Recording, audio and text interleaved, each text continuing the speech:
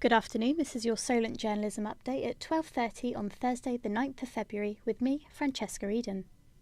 The Disasters Emergency Committee has launched its fundraising campaign this morning in a bid to support the victims of the Turkey-Syria earthquake. And across Southampton, the drive to collect vital aid is already underway. Our reporter Gonzalo Peixe has more on the story. The Southampton community is coming together to collect aid and send support to the parts of Turkey and Syria devastated by the huge 7.8 magnitude earthquake on Monday. The quake, that registers 7.8 on the Richter scale, is the deadliest seismic event in more than a decade.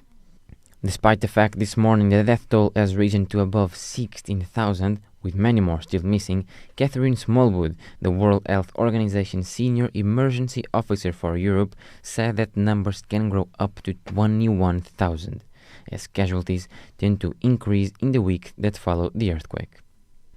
And in Southampton, 9 firefighters arrived in the area last night as part of a 70-strong team there to search for survivors and help with the ongoing rescue efforts.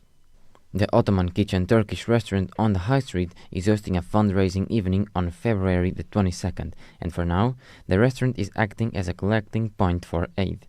The owner, Niazi Kaya, is struggling to contact relatives in the region that were affected by the earthquake on Monday.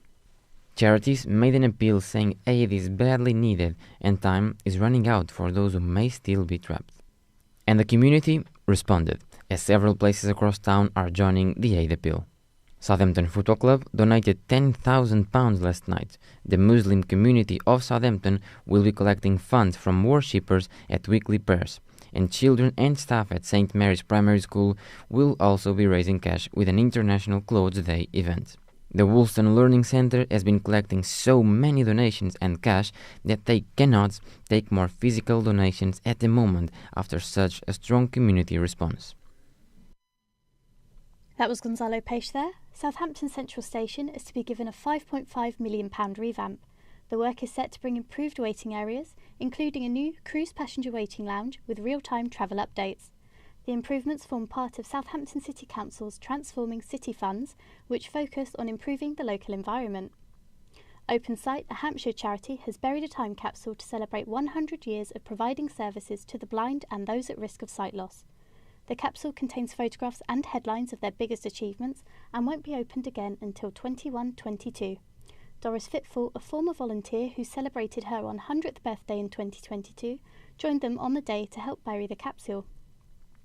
Meanwhile, the Saints Foundation charity is celebrating the first anniversary of a scheme to get more people into exercise.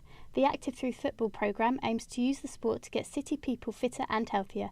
Coordinator David Warnes told us what the scheme is about. So Active Through Football is a project based in the SO14 area, and we're trying to get people active through football-themed activities.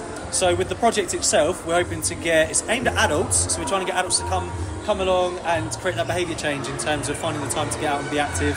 And we're reaching out to various demographics, so we're working with women, refugees, older adults, and we're trying to make that impact with them. There's a need in this area, and there are particular barriers to participation, and it's a very diverse community, so we're hoping that we can kind of bring people together through sporting activities. And that was David Warnes from the Saints Foundation charity. And in another big game for Southampton Football Club on Saturday as they battle relegation, the Saints play fellow strugglers Wolves at St Mary's. A win could lift Saints off the bottom of the table. That's all from us for now. You can find all our stories and more at solentjournalism.co.uk. We'll be back at 1:30 for another update.